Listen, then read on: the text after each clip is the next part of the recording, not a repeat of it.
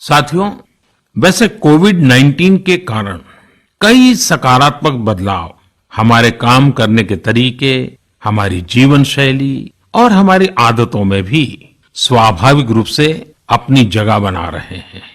आपने सबने भी महसूस किया होगा, इस संकट ने कैसे अलग अलग विषयों पर हमारी समझ और हमारी चेतना को जागरूक किया है।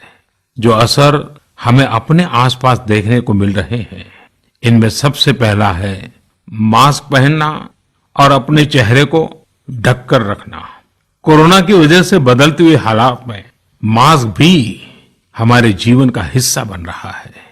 वैसे हमें इसकी भी आदत कभी नहीं रही कि हमारे आसपास के बहुत सारे लोग मास्क में दिखे, लेकिन अब हो यही रहा है।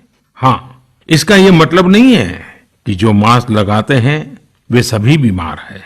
और जब मैं मास्क की बात करता हूं तो मुझे एक पुरानी बात याद आती है।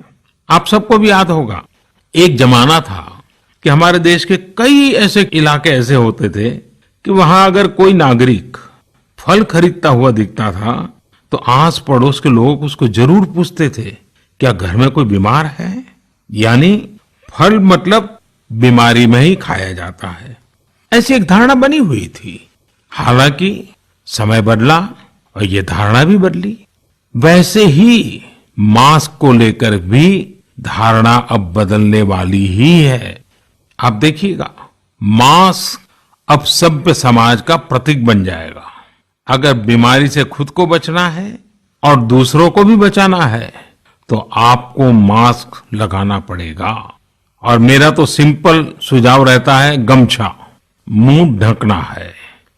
साथियों, हमारे समाज में एक और बड़ी जागरूकता ये आई है कि अब सभी लोग ये समझ रहे हैं कि सार्वजनिक स्थानों पर थूकने के क्या नुकसान हो सकते हैं।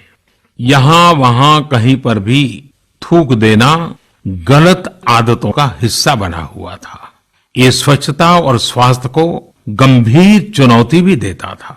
वैसे एक तरह से देखें तो हम हमेशा से ही इस समस्या को जानते रहे, लेकिन ये समस्या समाज से समाप्त होने का नाम ही नहीं ले रही थी।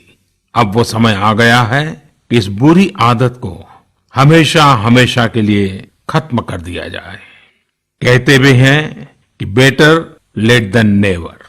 तो देर भले हो गई हो, लेकिन अब ये थूकने की आदत छोड़ देनी चाहिए। ये बातें जहां बेसिक हाइजीन का स्तर बढ़ाएंगी, वहीं कोरोना संक्रमण को फैलने से रोकने में भी मदद करेगी।